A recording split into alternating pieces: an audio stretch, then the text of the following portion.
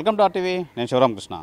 ఇటీవల రాష్ట్ర ప్రభుత్వం తీసిన డిఎస్సికి Visakha district wise second rank సాధించారు కోడిదాసు భార్గవ సాయి. అలాగే రాష్ట్ర వ్యాప్తంగా 7వ ర్యాంక్ సాధించారు. అయితే చిన్నప్పటి నుంచి ఎంతో పట్టుదలతో చదువుకొని అనేక ప్రైవేట్ సంస్థల్లో ఉద్యోగాలు చేసి బీపీఎడ్ బ్యాచిలర్ ఆఫ్ ఫిజికల్ ఎడ్యుకేషన్లో ఉత్తీర్ణులు సాధించి మొత్తానికి ఈ మొన్న డిఎస్సి ఎగ్జామ్స్ అయితే కష్టపడి చాలా ఓర్పుతో ఎన్నో సంవత్సరాల నుంచి వెయిట్ చేసి చాలా కష్టపడి అయితే మొత్తానికైతే ప్రభుత్వ ఉద్యోగం అయితే సంపాదించామని చెప్పి చాలా ఆనందదాయకంగా ఉన్నారు కోడిదాసు భార్గవ సాయి. అయితే దీనికి నేను చాలా కృషి చేశాను. ఎన్నో ప్రైవేట్ ఆర్గనైజేషన్స్లో కానీ ఈ ఫిజికల్ డైరెక్షన్లో కానీ ఎడ్యుకేషన్లో కానీ నేను చాలా ఎక్స్పీరియన్స్ అయితే సంపాదించాను. అయితే రానున్న రోజుల్లో ప్రభుత్వ పాఠశాల నుంచి పిల్లల్ని ఈ క్రీడల్లో ఉన్నత స్థాయికి అయితే తీసుకెళ్తాను, భారతదేశానికి ప్రాతినిధ్యం వహించే క్రీడలు అయితే ఆడిస్తానంటున్నారు భార్గవ సాయి. అయితే మనతో పాటు ఈ డిస్ట్రిక్ట్ సెకండ్ ర్యాంక్ అలాగే state 7th rank holder DSC holder Kodidasu Bhargava Sai అయితే ఉన్నారు. భార్గవ సాయి నమస్తే, ఎలా ఉన్నారు? బాగున్నారా? హ్యాపీగా ఉన్నారా? మీ టార్గెట్ గోల్ రీచ్ అయ్యారు, ఏమంటారు మీరు? చాలా హ్యాపీగా ఉన్నానండి. నేను దీనికి రీచ్ అవ్వడానికి చాలా కష్టాలు పడ్డాను. అలాగే కష్టాలు పడుతూ చదువుకుంటూ రెగ్యులర్గా కోర్స్ చేసి బీపీఎడ్లోని అలాగే నేను మాస్టర్స్ ఇన్ ఫిజికల్ ఎడ్యుకేషన్ కూడా చేయడం జరిగింది. అలాగే first diploma in physical education చేశాను, అండర్ గ్రాడ్యుయేట్ ఫిజికల్ ఎడ్యుకేషన్. అది అయిపోయిన తర్వాత బీకామ్ చేశాను. మళ్ళీ బీకామ్ డిస్టెన్స్లో చేస్తూ చదువుకుంటూ మళ్ళీ దాంతోపాటు ఆ తర్వాత బీపీఎడ్ చేయడం జరిగింది. బీపీఎడ్ చేస్తున్నప్పుడే చాలామంది అప్పుడు ఒక 3 years బ్యాక్ డిఎస్సి వస్తుంది అనడంతో ఇంకా 2018లోని తృతిలో నాకు డిఎస్సి తప్పడం జరిగింది అనమాట. సో అప్పుడు తప్పింది, అప్పుడు మీరు ఏమైనా డిస్కరేజ్ అయ్యారా లేదంటే ఇంకా మీకు పట్టుదల పెరిగిందా ఎలాగైనా కొట్టాలని? అప్పటి నుంచి ఇంకా ఒక కసి పెరిగిందండి నాలోని. ఎలాగైనా సరే ఈసారి డిఎస్సి అప్పుడు వచ్చిన ప్రభుత్వం ప్రతి సంవత్సరం డిఎస్సి పెడతామని చెప్పడం, ఇంకా ప్రతి సంవత్సరం డిఎస్సి అంటున్నారు కాబట్టి కంపల్సరీగా ఈసారి మనం ఎలాగైనా ఈ వచ్చే డిఎస్సిలో మన పేరు ముందుండాలి, మనం ఎలాగైనా మన జిల్లాలోని మన స్కూల్లోని మనకు దగ్గరలో ఉండాలి, పిల్లలందరికీ సేవ చేసుకోవాలి, ఎలాగైనా సరే మనకు దక్కలేంది పిల్లలకి దక్కేలా చేయాలి. మనం ఎలాగైతే స్పోర్ట్స్ కెరియర్లో చిన్నప్పటి నుంచి ఎన్నో అవకతవకలు పడ్డాము, ఎన్నో చేసాము, ఎకనామికల్ బ్యాక్గ్రౌండ్ లేకపోవడం, అలాగే మంచి సదుపాయాలు లేకపోవడం, ఇప్పుడు మనకున్న ప్రభుత్వం అట్లా లేకుండా ప్రతి సదుపాయాల్ని అలాగే ప్రతి క్రీడాకారిని కూడా సపోర్ట్ చేస్తుంది. కాబట్టి ఆ ప్రభుత్వానికి మనకి జాబ్ వచ్చినందుకు కూడా ప్రభుత్వం తరపున ఇంకా స్కూల్ తరపున పిల్లల తరపున వాళ్ళకి ఏ రకమైన సహాయం కావాలన్నా స్పోర్ట్స్ పరంగా ఇప్పుడు నేను ఉంటూ వాళ్ళకి సహాయాలు చేస్తానని అనుకుంటున్నానండి. అంటే మీ చిన్నప్పటి నుంచి ప్రభుత్వ ఉద్యోగం కొట్టాలన్న కోరిక లేదంటే ఫిజికల్ ఎడ్యుకేషన్లోనే సంపాదించాలన్న కోరిక, ఏమనుకునేవారు మీరు? నేను చిన్నప్పటి నుంచి స్పోర్ట్స్ కెరియర్ అండి మాది. చిన్నప్పటి నుంచి స్పోర్ట్స్లోనే ఉన్నాను. అయితే నేను స్టేట్ లెవెల్ వరకు ఆడగలిగాను కానీ ఆ పైకి వెళ్ళలేకపోయేవాడిని. అంటే ఆర్థిక సహాయం లేదు, మా నాన్నగారు చూస్తే వెనకబడి ఉన్నారు, మనకి ఎక్కడదరా, మనకు ఏం చేయలేము, మనం ఇలాంటివంతా మన వల్ల కాదేమోరా, చూడు అది ఇది అని చెప్పి అంటూ ఉండేవారు. అయినా కూడా మా నాన్నగారు ఎన్ని చెప్పినా నేను ఇందులోనే ఉంటాను అంటూ, అలాగే నాకు కూడా నేను అసలు మనకి స్పోర్ట్స్ కెరియర్ అయితే ఉంది కానీ ఇలా ఫిజికల్ ఎడ్యుకేషన్ అంటూ ఉంటుంది, ఫిజికల్ ఎడ్యుకేషన్లోకి వెళ్ళాలి అని చెప్పి మా పిన్ని గారు, మా భారతీ పిన్ని అని చెప్పి ఉన్నారనమాట, ఆమె చెప్పారు. ఆమె చెప్పడంతో నేను ఇంటర్ అయిపోయిన వెంటనే UGD under graduate diploma in physical education చేయడం జరిగింది. ఆ కోర్స్ చేస్తున్నప్పుడే కోర్స్ చేసి కంప్లీట్ చేయగానే 2018లో మనకి డిఎస్సి పడడం జరిగింది. ఆ డిఎస్సి నేను అప్పుడు డిఎస్సి టెట్ రాసి మళ్ళీ అప్పుడు టెట్ పెట్టారనమాట, పీఈటీస్ కూడా. ఆ టెట్ అయిన తర్వాత డిఎస్సి కోసం ఎదురు చూస్తున్న సమయంలో మా నాన్నగారికి బాగోలేదని చెప్పి మళ్ళీ ఇంటికి రావడం జరిగింది కోచింగ్ సెంటర్ నుంచి. ఇంకా ఇంటి దగ్గర ఉండడం, నేను కొంచెం అటు ఇటు చూసుకోవడం వల్ల అప్పుడు త్రుటిలో తప్పిందండి. ఇంకా అప్పటి నుంచి ఇంకా ఎలాగైనా చెయ్యాలి, ఇందులోనే ఉండాలి, మనం ఏదైతే చేయలేదో మనలాంటి పిల్లవాళ్ళకి కంపల్సరీగా మనం ఒక ఆధారం ఇవ్వాలి, వాళ్ళకంటూ మనం ముందుండి నడిపించాలి అని చెప్పి దీన్ని నేను తీసుకోవటం జరిగిందండి. భార్గవ సాయి, ఎలా అసలు మీ కుటుంబం నుంచి అంటే సాధారణంగా ఎవరైనా మంచి ఆఫీసర్ స్థాయో లేదంటే మంచి ఉద్యోగాలకు వెళ్ళమంటారు, కానీ స్పోర్ట్స్ బ్యాక్గ్రౌండ్ అంటే అంతగా ఎవరు ఎంకరేజ్ చేయరు. అలాంటిది మీ ఫాదర్ ఒక సెక్యూరిటీ సూపర్వైజర్ అయ్యుండి నిన్ను ఆ ఫీల్డ్లోకి రమ్మనలేదా? అసలు నీకు ఎలాంటి ప్రోత్సహించేవారు అసలు? మా నాన్నగారు ఫస్ట్ ఆఫ్ ఆల్ నువ్వు ఎక్కడున్నా పర్వాలేదు, నేను నమ్ముతాను, నువ్వు ఏది చేసినా పర్వాలేదు, నీకంటూ నేను ఉన్నాను, కన్ఫామ్గా నువ్వు ఎందులోకి వెళ్ళినా నువ్వు ఉంటావు, నువ్వు చేయగలవు, నీకు ఇదే నువ్వు అనుకున్నదే చెయ్యు, నువ్వేది నమ్మకు, నిన్ను నువ్వు నమ్ము, నువ్వేది అనుకుంటే అది చెయ్యు, కానీ మంచి చెయ్యు, 10 మందికి ఉపయోగపడేలా చెయ్యు. కాబట్టి నువ్వు ఎందులో ఉన్నా సరే దానికి నా సహాయ సహకారాలు ఎప్పుడు అందుతాయి అని చెప్పి మా నాన్నగారు అనటం ఎప్పుడు ప్రతి విషయంలో నన్ను ఎంకరేజ్ చేసేవారు.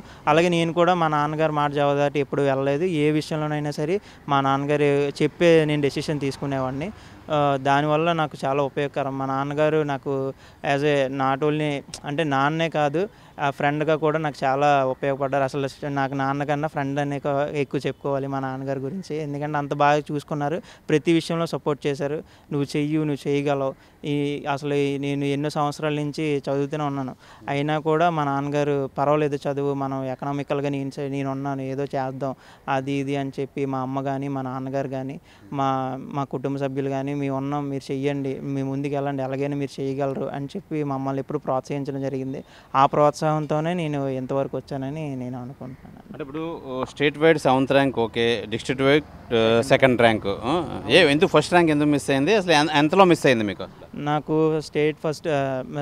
డిస్ట్రిక్ట్ ఫస్ట్ ర్యాంక్ అనేది 0.5లో పోయిందండి. డిస్ట్రిక్ట్ ఫస్ట్ ర్యాంక్ అన్నగారు ఎవరైతే ఉన్నారో ఆయనకి 90.5 వచ్చింది, నాకు 90 మార్క్స్ వచ్చాయి. ఆయనకి నాకు 0.5 మార్క్స్లో పోయింది. అయినా పర్వాలేదు, మనం చేసిన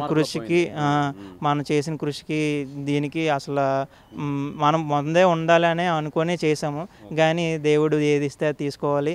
అట్ ద సేమ్ టైం మనం ముందున్నా వెనకున్నా మనకి దేనికోసం అంటే మనం జాబ్లో ఉండాలి, 10 మంది పిల్లలకి సహాయపడాలి, సమాజానికి ఏదో విధంగా మనం మంచి చేయాలనే దీంతో ఉన్నాం. కాబట్టి కన్ఫామ్గా జాబ్ వస్తే మనం ముందు ఉండాలి అనే ఉద్దేశంతోనే ఇందులోకి రావడం అయితే జరిగింది సార్. మరొకసారి ఇప్పుడు డిఎస్సి ఏ విధంగా కొట్టాలి అనేది నీకు ఒక అవగాహన వచ్చింది. నెక్స్ట్ డిఎస్సికి నువ్వు మిగతా వాళ్ళందరికీ ఎలాంటి సజెషన్స్ ఇస్తావు, ఎలాంటి తోడ్పాటు అందిస్తావు?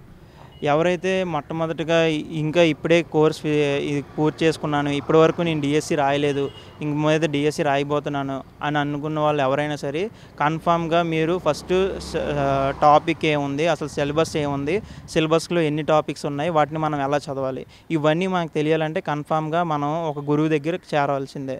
గురువు దగ్గరికి వెళ్తేనే ఆ గురువులు మనకు చెప్పేదాన్ని బట్టి మనం ఆ టాపిక్ని కానీ ఆ సిలబస్ని కానీ మనం కవర్ చేయగలం.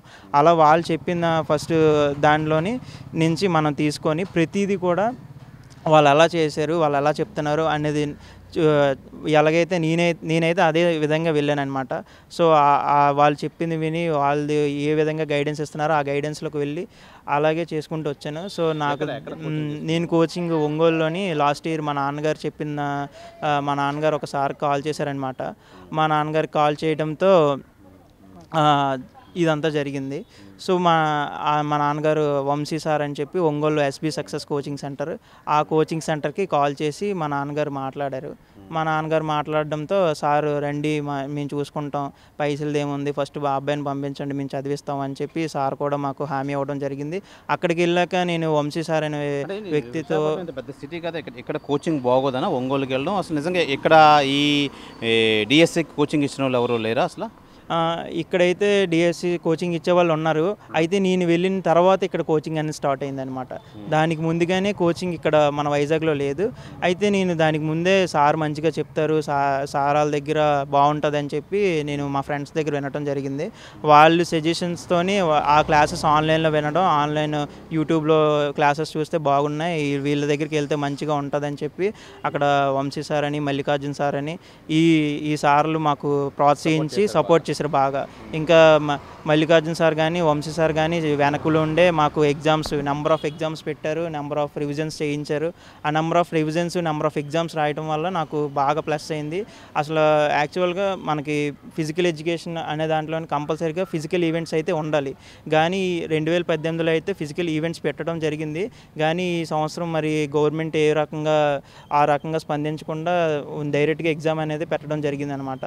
నేను లాస్ట్గా 2018లో ఫిజికల్ ఈవెంట్స్ బాగా చేయగలిగాను. అయితే అప్పుడు ప్రాక్టికల్గా మనకి థియరటికల్గా మనం చేయలేకపోయాం. అప్పుడు అకాడమిక్స్ అంతా కూడా కొంచెం నాకు తక్కువ అవ్వడంతో ఈసారి ఎలా కాదు, ఎలాగైనా మంచి ఫ్యాకల్టీ దగ్గరికి వెళ్ళాలి, మనం మంచి నాలెడ్జ్ గెయిన్ చేయాలి, మొత్తం కాన్సెప్ట్ అంతా నేర్చుకోవాలి, సబ్జెక్ట్ వైజ్ టాపిక్స్ అన్ని నేర్చుకోవాలని చెప్పి ప్రతి దానికోసం ఇక్కడికి ఆ ఒంగోలులో ఇన్స్టిట్యూట్కి వెళ్ళడం జరిగింది. అక్కడ వంశీ సార్, మల్లికార్జున్ సార్ వీళ్ళిద్దరూ నాకు కలవడం, ఆ దేవుడే నాకు వాళ్ళని గురువుగా పెట్టడం నాకు ఎంతో ఆనందకరంగా అనిపించింది. వాళ్ళని చూశాక ఇంకా నేను వాళ్ళు 2014 2014 డిఎస్సిలోని ఇద్దరు కూడా ఫస్ట్ సెకండ్ ర్యాంక్ అనమాట, ఒంగోలు ప్రకాశం జిల్లాలోని. ఆ సార్లు ఆధీనంలో ఉంటే ఇంకా మంచిగా వస్తుంది, వాళ్ళు ఫస్ట్ సెకండ్ ర్యాంక్ అంటే మనం కూడా వాళ్ళ దగ్గర ఎలాగైనా సరే మంచిగా ట్రైనింగ్ ఇస్తారు, వాళ్ళకి ఎన్నో టెక్నిక్స్ టాక్టిక్స్ తెలుస్తాయి. సో ఏ రకంగా చదవాలి, ఏ పాయింట్స్ చదివితే మనకి వచ్చే అవకాశం ఉంది, ఇటువంటివన్నీ ఉన్నాయి. కాబట్టి నేను వాళ్ళ దగ్గరనే చూస్ చేసుకోవడం జరిగింది. అలాగే నేను వెళ్ళినందుకు మల్లికార్జున సార్ కానీ వంశీ సార్ కానీ నాకు చాలా ప్రోత్సహించారు. వాళ్ళ ప్రోత్సాహంతోనే నేను చాలా వరకు చదవగలిగాను. నిజానికి బ్రహ్మ విష్ణు మహేశ్వరు ఎలాగో అమ్మ తల్లి తర్వాత గురువు తర్వాత స్నేహితుడు అన్నట్టుగా ఆ గురువు తల్లిదండ్రులు లేకపోతే మనం ఎంతో అట్లాగా గురువులు నాకైతే చాలా వరకు చాలా మంచి చేశారు. అలాగా నాకు ఆ గురువులు చేసినందుకు వంశీ సార్ కానీ మల్లికార్జున సార్ కానీ నేను హృదయపూర్వకంగా ధన్యవాదాలు తెలియజేసుకుంటున్నాను. వాళ్ళు లేకపోతే నేను నిజంగా మా జిల్లాలోని ఈ ర్యాంక్ కొట్టడానికి జాబ్ అయితే వచ్చింది, కానీ ర్యాంక్ రావాలంటే మాత్రం ఒక గైడెన్స్ ఉండాలి కన్ఫామ్గా. ఆ గైడెన్స్ మనం నమ్ముకున్న దేవుడు, మనం నమ్ముకున్న అమ్మ నాన్న, వాళ్ళని మనసులో పెట్టుకొని మన కన్సిస్టెన్సీ ఏదైతే ఉందో దాన్ని కొనసాగిస్తూ ముందుకు వెళ్ళామంటే ఆటోమేటిక్గా మనం అనుకున్నది జరుగుతుంది. ఇంకా చెప్పాలంటే ఇది చాలా మంచిది, మనం అనుకున్నట్టుగా జరిగింది. ఇంకా నేను ముందు ఉంటాను అనుకున్నాను ర్యాంక్లోని, కానీ ఒక్క హాఫ్ పాయింట్తో పోవడం అనేది అది కొంచెం మరి బాధాకరమే. కానీ మనకి మా అమ్మ నాన్నకి నువ్వు ఏది చేసినా పర్వాలేదు, నీకు జాబ్ వచ్చింది, నువ్వు ర్యాంక్ కొట్టావు అని వాళ్ళకి ఆనందం ఉంది. మా మామయ్య కానీ మా పిన్ని కానీ మా ఇంట్లో సభ్యులు ప్రతి ఒక్కరు కూడా వాళ్ళు చాలా ఆనందంగా ఫీల్ అయ్యారు. నిన్న మాకు కూడా సన్మానం చేయడం జరిగింది మా ఇంట్లోని. మా అమ్మ వాళ్ళు చాలా హ్యాపీగా ఫీల్ అయ్యానండి. ఫస్ట్ టైం సన్మానం చేయటం, అసలు నేను ఇంతకుముందు ఎప్పుడు కూడా మనకి ఎలాంటిది లేదు.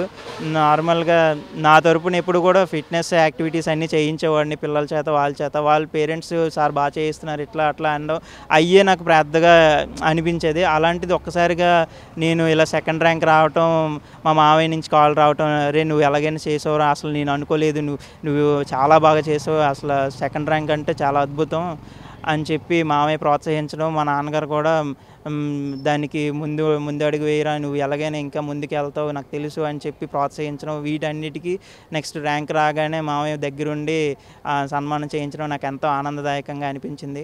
ఈ విజయానికి నేను ఎంతైతే కారణమో, నా హార్డ్ వర్క్ ఎంతైతే కారణమో, నా గురువులు ఎంతైతే కారణమో, నా కుటుంబ సభ్యులు మా అమ్మ నాన్న కూడా అంతే కారణం. నాకు ఎలాగైతే ఇవన్నీ కూడా నాకు చాలా ఆనందంగా అనిపించింది. స్నేహితులు కూడా నాకు చాలా తోడ్పాటు చేశారు. స్నేహితులు, నా రూమ్మేట్స్ కానీ చాలా హ్యాపీగా ఫీల్ అయ్యాను. వాళ్ళతో పాటు చాలా స్పెండ్ చేశాను, రాత్రులు చదివాను. 15 గంటలు చదవడం అనేది చాలా కష్టం, కానీ సార్లు చెప్పిన తర్వాత వాళ్ళ మోటివేషన్తో, వాళ్ళ ఇన్స్పిరేషన్తో ఎలాగైనా మనం వాళ్ళ స్థాయిలో ఉండాలి, వాళ్ళని చూస్తే మనం కూడా ఆ స్థాయిలో ఉండాలి అనే ఒక భావనతోని నేను కూడా ఆ కన్సిస్టెన్సీతో చదవడం అనేది జరిగింది. నాకు చాలా ఆనందంగా ఉందండి. రైట్, ఇది ప్రధానంగా ఈ భార్గవ్ సాయి నిజంగా తను అనుకున్నదంతా నెరవేర్చారు.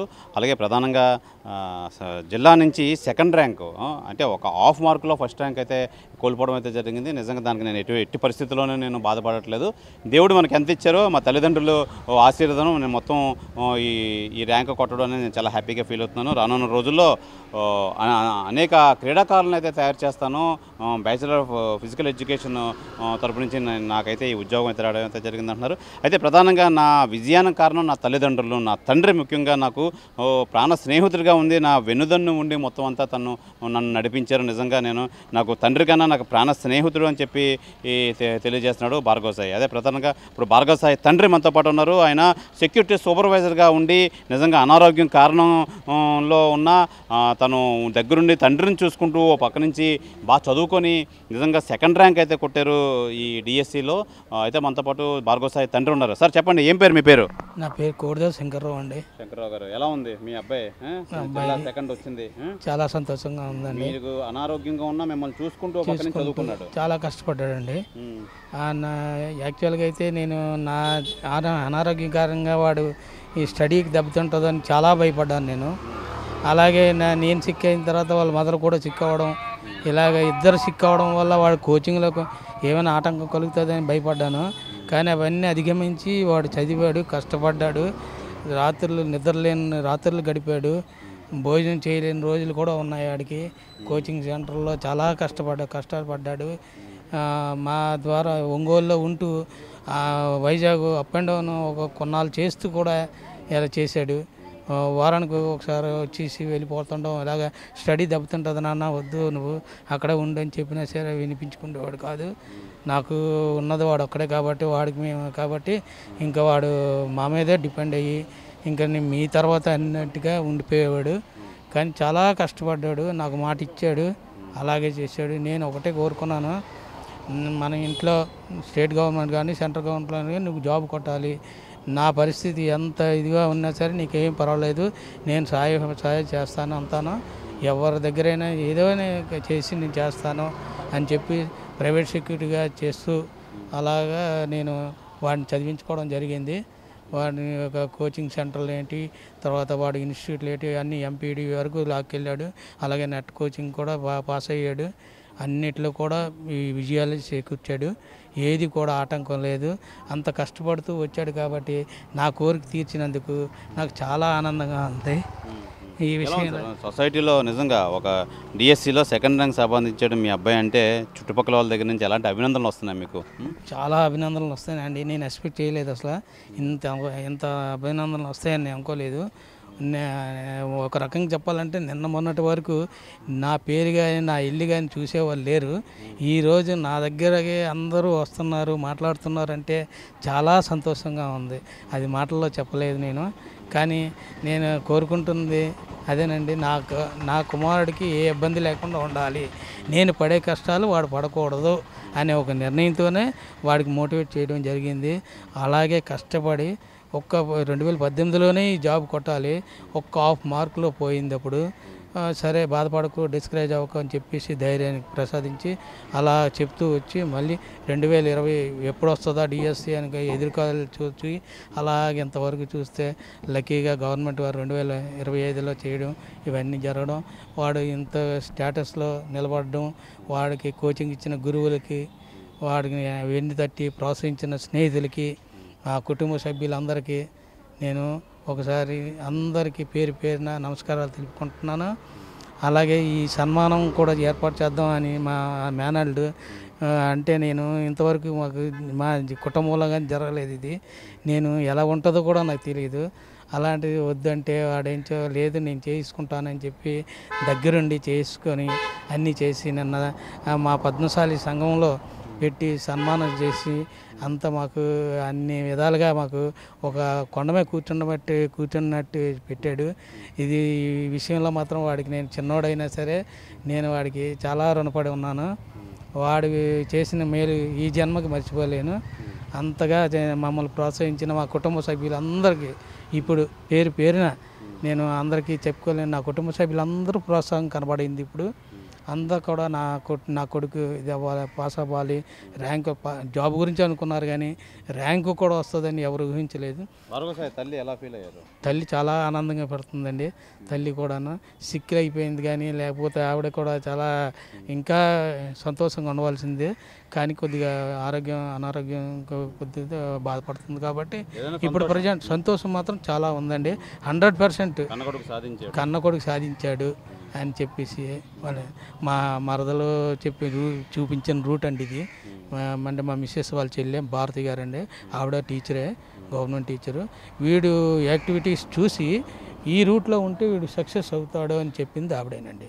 ఫస్ట్ గైడెన్స్ ఇచ్చింది ఆవిడ వాళ్ళ హస్బెండ్.